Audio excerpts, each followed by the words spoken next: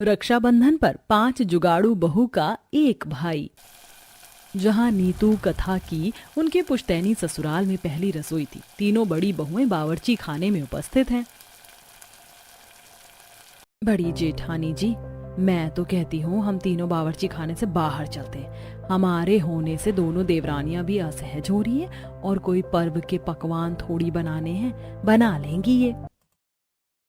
और कोई दिवाली या छठ पर्व के लिए पकवान थोड़ी छानना बनाना है। रक्षाबंधन का बड़ा सुंदर बाजार लगा है, चलिए चलते हैं, थोड़ी राखी और साड़ी खरीद लेंगे।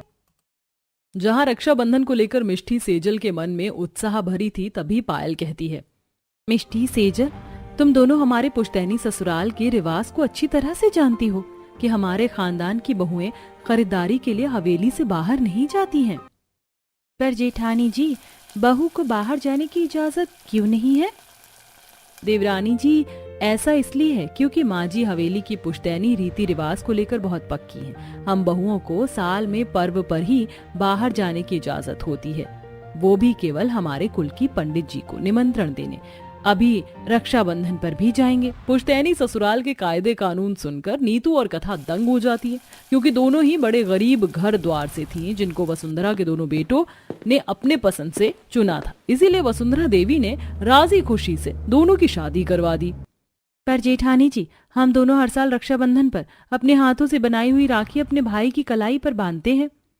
हाँ, शादी से पहले हम खुद बाजार जाकर मोती धागे खरीद कर लाती थी और राखी बनाती थी। एक बार माँ जी से बोलकर देख लेंगे, क्या पता बाजार जाने दे।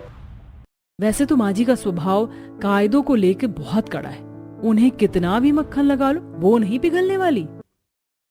सेजल की बात सुनकर नीतू कथा दुखी हो जाती है। तभी शाही मेज पर से वसुंधरा आवाज देती है, सेजल बहू, मिष्टी बहू, पायल बहू, और कितना समय लगेगा खाना पकने में?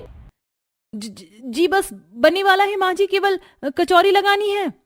बड़ी बहू, मैंने तुम तीनों को बावर्ची खाने में अचार डालने के लिए नहीं भेजा था, बल्कि अपनी देखरेख में देवरानी से खाना पकवाने के लिए भेजा था। 10 मिनट में अगर खाना मेज पर नहीं लगा तो तुम्हारी खैर नहीं। सास के ऐसे धमकी देने पर तीनों डर जाती हैं। अरे तुम दोनों देवरानी, जरा जल्दी जल्दी हाथ चलाओ। नीतू, तुमने अभी तक कचौरी का मैदा भी नहीं लगाया। और कथा, तुम ये क्या धीरे धीरे खीर में करछी चला रही हो? ऐसे तो बीरबल की खिचड़ी पकती रह जाएगी। शक्कर डाल दिया क्या? जी नहीं जेठानी जी, बस अभी डाल देती हूँ। कथा जल्दी से खीर में 4-5 ढक्कन भरकर चीनी डाल देती है, जिस पर मिष्टी टोकती है। देवरानी जी, तुम्हें अंदाजा भी है तुमने खीर में कितनी ज्यादा चीनी झोंक डाली है? अब तो पक्का देखना खीर चाशनी जितनी मीठी होनी तय है। और माँ जी को तो तेज मीठे पकवान से 36 का आंकड़ा है। डर के मारे कथा के हाथ पैर फूलने लगते हैं। जेठानी जी, शक्कर ज्यादा डल गया क्या? मगर खीर भी तो पतीला भरकर बनी है, तो मैंने इसके हिसाब से ही सही मात्रा में स्वाद अनुसार चीनी डाली है। फिर भी आपकी संतुष्टि के लिए मैं चख कर देख लेती हूँ। कथा चम्मच में थोड़ी सी खीर निकाल कर चखती है। वाकई इस खीर में तो काफी ज्यादा मात्रा में शक्कर पड़ गई। कोई नहीं, मैं अभी जुगाड़ लगाकर ठीक कर देती हूँ। खीर में बड़ी चीनी बराबर करने के लिए कथा अपना जुगाड़ दिमाग चलाती है और मुट्ठी भर कच्चे बासमती चावल और काजू पीस कर खीर में मिला देती है, जिससे मीठा संतुलित हो जाता है। जब पायल दोबारा से खीर चखती है तो प्रशंसा करती है, क्या बात है देवरानी जी, तुमने तो बहुत ही बढ़िया जुगाड़ लगाया। कितनी आसानी से खीर के अंदर से एक्स्ट्रा शक्कर घटा दिया। सच में जेठानी जी, हमारी देवरानी बड़ी जुगाड़ू है। वैसे ये जुगाड़ आगे पकवान बनाने में हमारे काम आ सकता है। मुझसे तो हर बार गुजिया मालपुए का जायका मीठा हो जाता है। इस बार तो रक्षाबंधन पर हम पांचों मिलजुल कर मीठे तीखे नमकीन हर किस्म के पकवान बनाएंगे। पकवानों पर चर्चा करते हुए पांचों मेज पर सारे व्यंजन सर्व करती हैं। तभी दरवाजे पर एक बाबा आते हैं। भिक्षाम देही, बेटी बाबा को कुछ भिक्षा दे दो। बहू देखो, दरवाजे पर कोई भिक्षुक बाबा है। तुम पांचों अपने हाथों से आटा और आलू छूकर दान कर दो। सावन के महीने में दान करने से पुण्य मिलता है। तब पांचों बहुएं आलू आटा पैसे छूकर उस बाबा को दान में दे देती हैं। वहीं खाना खाते हुए ससुर नरेश, छोटी बहू, तुम दोनों ने खाना बहुत ही जायकेदार बनाया है। खाकर मन खुश हो गया। थैंक यू पापा जी।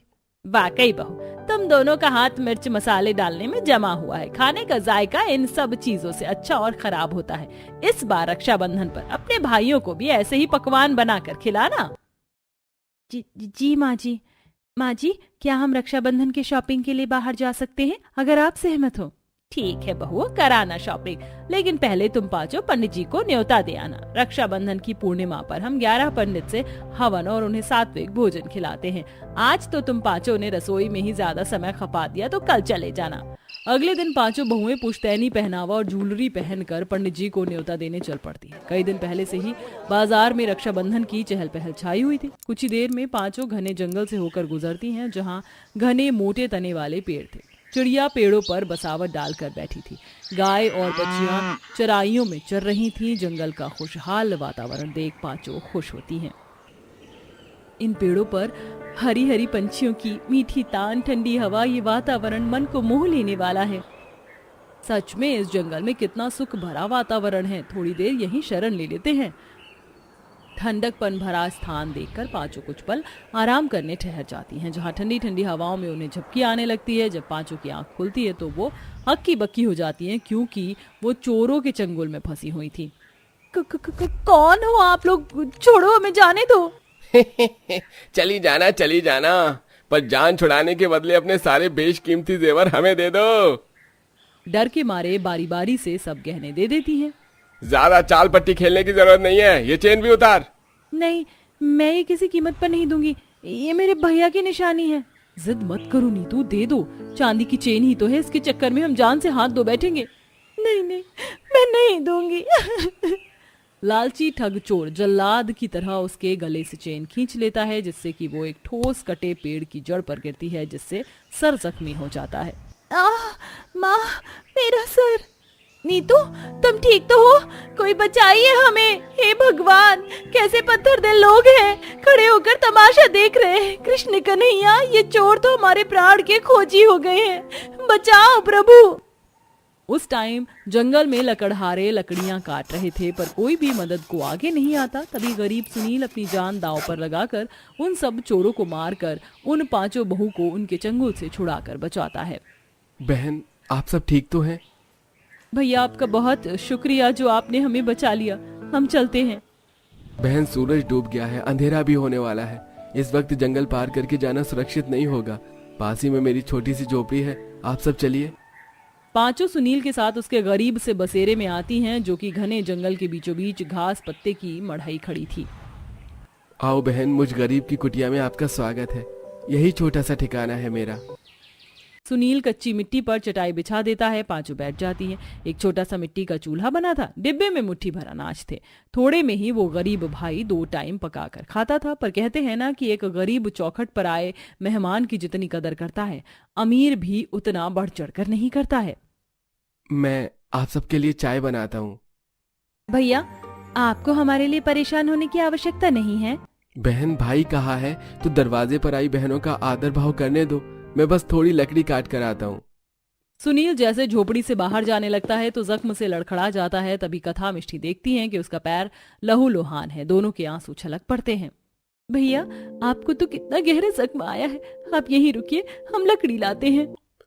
नहीं नहीं नहीं बहन, तुम्हें इस घने जंगल की परख नहीं है। मैं लाता हूँ लकड़ी। भैया, आपको नहीं जाना, देखिए कितना खून बह रहा है। पायल अपनी साड़ी का पल्लू फाड़कर डबडबाई आंखों से बांध देती है। वहीं नीतू कथा सेजल जंगल से लकड़ी और कुछ जड़ी बूटी के पत्तों की परख करके ले आती है। नीतू झट से जुगाड़ू लेप बनाकर लगा देती है। देखना भैया, इस जड़ी बूटी के लेप से दर्द दूर हो जाएगा। बरसों के बाद किसी ने उस गरीब अनाथ भाई की इतनी फिक्र करी थी, जिसे सुनील का दुखों और आंसुओं से भरा मन गुजरी हुई जिंदगी में खो गया। कुछ साल पहले। माँ, कंचन, अरे मैं कह रहा हूँ ना, इतना गहरा जख्म नहीं है, पट्टी कर दोगी तो सुबह काम पर कैसे जाऊंगा? भैया, एक दिन अगर तुम काम पर नहीं जाओगे तो पहाड़ नहीं टूट पड़ेगा। चुपचाप से मुझे मलहम लगाने दो। अरे पगली, तू तो ऐसे रो रही है जैसे मैं मर गया हूँ। मेरे आपके दुश्मन, भगवान करे आपको मेरी भी उम्र लग जाए। भैया, बाबूजी के जाने के बाद आपके सिवा मेरा है कौन इस दुनिया में। भैया, तुम ये ईंट भट्टे का काम छोड़ क्यों नहीं देते? कंचन, अगर काम छोड़कर घर बैठ जाऊंगा तो तेरा पेट कैसे भरूंगा? कल को तेरा कन्यादान भी करना है, उसके लिए भी पैसे जोड़ने हैं। तुझे तो पता है कि तेरा ये भाई, गरीब भाई, पढ़ा लिखा नहीं है कि कहीं अच्छी नौकरी चाकरी कर सके। भैया आपने मेरे लिए अपनी पढ़ाई लिखाई, अपनी जिंदगी सब कुछ न्यौछावर कर दिया। मैं आपको छोड़ के नहीं जाऊंगी, यहीं रहूंगी। मेरे जाने के बाद आपको कौन बनाकर खिलाएगा? कंचन, बहनें तो होती ही पराया धन है। एक ना एक दिन उन्हें अपने भाई का घर छोड़कर अपना घर बसाना ही पड़ता है। तू भी शादी करके अपनी घर परिवार में उलझ के रह जाएगी, अपने इस गरीब भाई का हालचाल पूछने भी नहीं आएगी। भैया ऐसा नहीं होगा, मैं हर साल रक्षाबंधन पर तुम्हें राखी बांधने आऊंगी। सुनील बहुत ही छोटा था जब उसके माता पिता गुजर गए। उस दुर्घटना ने 7 साल के सुनील की दुनिया उजाड़ दी। टूटा हुआ मन और नम आंखों से वह दुधमुही कंचन को गोद में लिए फूट फूट कर रोया। पर वहीं अभी माँ बाप की चिता की राख ठंडी भी नहीं हुई थी कि उस अनाथ भाई बहन को मकानदार ने घर से निकाल दिया। भूखा प्यासा भाई नन्ही सी बहन को गोद में लिए कई दिनों तक दर दर की ठोकर खाता रहा। तब दया खाकर एक ढाबे वाले ने उसे अपने यहाँ काम पर रख लिया। बेचारा सारा दिन जूठन धोता ताकि बहन के लिए थोड़ा दूध खरीद सके।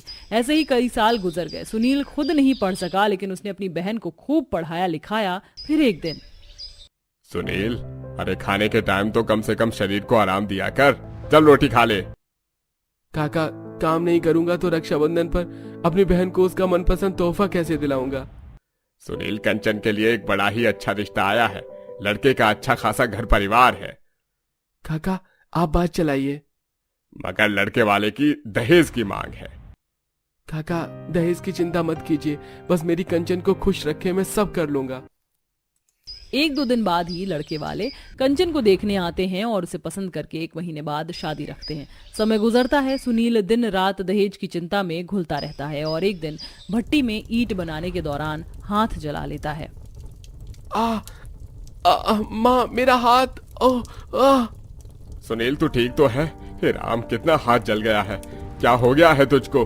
मैं देख रहा हूँ कुछ दिन से तू खोया सा रहता है। क्या चिंता है तुझको? काका, जिस भाई के सीने पर शादी करवाने को जवान बहन हो, उसे चिंता तो होती ही है। कंचन की शादी के लिए बस कुछ दिन रह गए हैं। अभी तक पैसों की व्यवस्था नहीं हो पाई है। बारातियों का आदर भाव कैसे होगा? मेरी कंचन की विदाई कैसे होगी? सोच रहा हूँ मकान बेचकर शादी कर दूं। सुनील, घर बेच देगा तो खुद कहाँ रहेगा? सोचा है तूने? जीवन बहुत लंबा चौड़ा है बेटा। सारा जीवन तो तूने बहन पर न्यौछावर कर दिया। काका, बस मुझे कंचन का कन्यादान करके माँ बाबूजी को दिया वादा निभा लूं। मेरा क्या है, मेरे आगे पीछे है ही कौन जो मकान की जरूरत है? कहीं भी मड़ई डालकर काट लूंगा जीवन।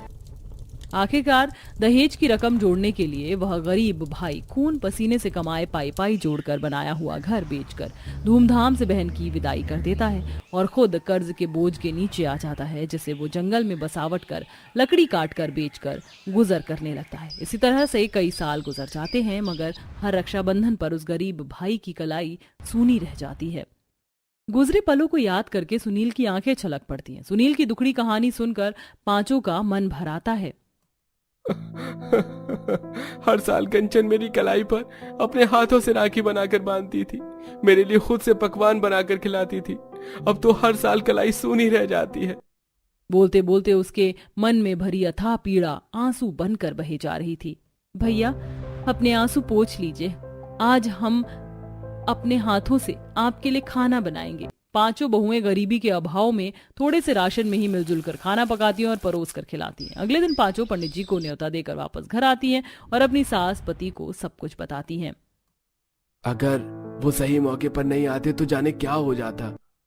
भगवान उसको लंबी उम्र दे जो उसने अपनी जान पर खेलकर मेरी बहू की जान बचाई। माँ जी, हम पांचों की इच्छा है कि हम रक्षाबंधन पर अपने भाइयों के साथ साथ उन्हें भी राखी बांधे। बहुओं, उस भाई की कलाई तो सबसे पहले तुम्हारी राखी की हकदार है, क्योंकि रक्षाबंधन का महत्व बहन की सुरक्षा करना होता है। सगी बहनें न होने के बावजूद भी उसने अपना खून बहाकर तुम्हें बचाया है।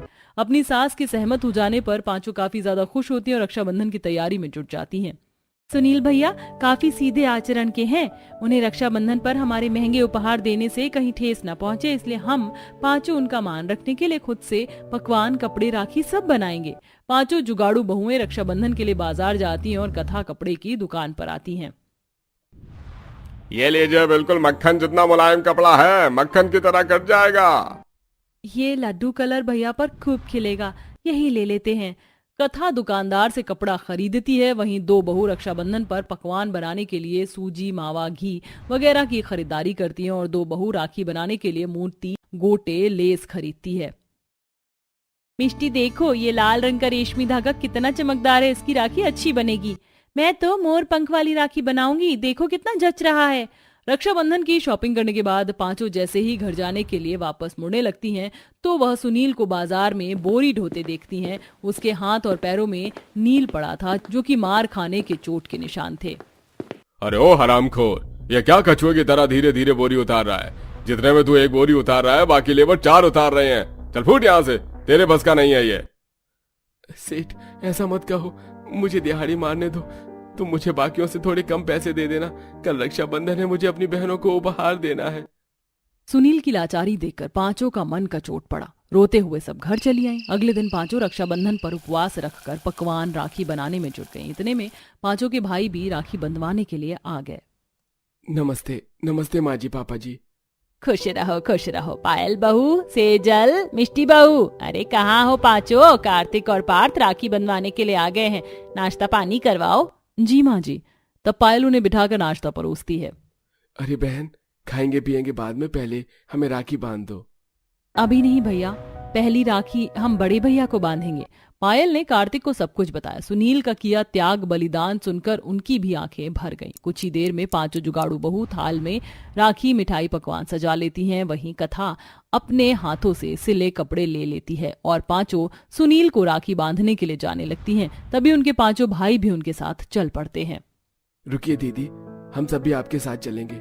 उस मौके पर हम आपकी रक्षा तो नहीं कर पाई, लेकिन जिस भाई ने हमारी बहन की रखवाली की, हम उसे मिलकर धन्यवाद देना चाहते हैं। सब गाड़ी में बैठकर उस जगह पर आ जाते हैं जहां गरीब सुनील अपने फुटपाथ वाले तंबू में आंखें जमाकर उन पांचों का इंतजार कर रहा था। टूटे हुए मन से बार बार वह अपनी सूनी कलाई को देख रहा था। पांचों को अपनी आंखों के सामने देखकर वह फूला नहीं समाया। आओ बहन, मैं तुम पांचों का इंतजार कर रहा था। कल एक पल को लगा कि तुम पांचों नहीं आओगी। इस साल भी मुझ गरीब की हथेली सूनी रह जाएगी। भैया, जिस भाई की 5 बहन हो उसकी कलाई भला खाली कैसे रह सकती है? भैया, ये मैंने आपके लिए अपने हाथों से राखी का जोड़ा बनाया है, इसे पहन लीजिए। कथा के दिए कपड़े को सुनील खुशी से स्वीकार करता है और अपना मैला फटा कुर्ता बदलकर नया पहनता है। तब पांचों बारी बारी से सुनील को राखी बांधकर तिलक और आरती करके पकवान खिलाती हैं। भगवान करे तुम्हें हम पांचों बहनों की भी उम्र लग जाए भैया, और तुम्हारी जिंदगी से सारे दुख हमारी सारी खुशियां तुम्हारे हिस्से में हो जाए। सुनील पांचों को रक्षाबंधन के शगुन में अपने तरफ से खरीदी सारी झिझक के साथ उपहार में देता है। बहन, तुम्हारे इस गरीब भाई के पास इतने पैसे नहीं थे कि कुछ महंगा मोल ले सकूं। अपनी क्षमता के अनुसार ये केवल साड़ी खरीदी है, बड़े मन से रंग चुनकर खरीदी है। तुम सब पर खिलेगी।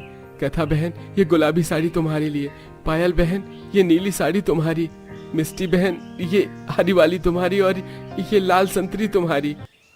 भैया, उपहार का मोल उसकी महंगी कीमत से नहीं बल्कि देने वाले के मन से होता है। हमारे लिए हमारे भैया का दिया भेंट हम बहनों के लिए सोने से भी बेशकीमती है। नीतू धन्यवाद करते हुए उस साड़ी को सर माथे से लगाकर स्वीकार करती है। तभी पार्थ भी सुनील का मुंह भरकर शुक्रगुजार करता है। भैया, समझ में नहीं आ रहा है किस मुंह से आपको धन्यवाद बोलूं। आपने हम 5 भाइयों पर जो उपकार किया है वो बहुत बड़ा है। अगर उस स्थिति में आपने हमारी बहनों की जान नहीं बचाई होती तो शायद हम अपनी बहनों का मुंह भी नहीं देख पाते। आपका एहसान तो नहीं उतार सकते, लेकिन आपके लिए कुछ करना चाहते हैं। ये मत समझिएगा कि हम आपकी खुददारी को खरीद रहे हैं। हमारी तरफ से थोड़े पैसे लेकर आप कोई काम शुरू कीजिए। ये एक छोटे भाई की तरफ से बड़े भाई को मदद है। नहीं, अगर मैं आपसे पैसे लूंगा तो ऐसा लगेगा जैसे मैंने बहन की जान बचाने की कीमत ली है। भैया, पैसे ले लीजिए, हम पांचों ने आपको भाई नहीं परिवार का हिस्सा माना है। भैया, मदद नहीं तो कर्ज समझ कर रख लीजिए, जब आपके पास हो जाए तब लौटा देना। सुनील अंत तक पैसे लेने से झिझक जाहिर करता है, पर फिर पांचों बहुओं के जोर देने पर मदद स्वीकार कर लेता है और उन पैसों से खाने पीने का काम खोल लेता है, जो कि थोड़े ही समय में खूब अच्छा जम गया, जिससे बिक्री और आमदनी बसती है, जिससे वो जल्दी पैसा चुका देता है। मगर उनके बीच लगा भाई बहन का नाता और गहरा हो जाता है। हर साल अब पांचों जुगाड़ू बहुएं रक्षाबंधन पर पकवान, मिठाई, राखी बनाकर रक्षाबंधन का पर्व मनाने आती हैं। दोनों का एक दूसरे के प्रति स्नेह प्रेम दर्शाते हैं कि रक्षाबंधन का त्योहार खून के रिश्ते के महत्व से नहीं जुड़ा, बल्कि उस अटूट धागे से जुड़ा है जो एक बहन का उसके भाई की कलाई पर दिल से बांधा एक मजबूत डोर है।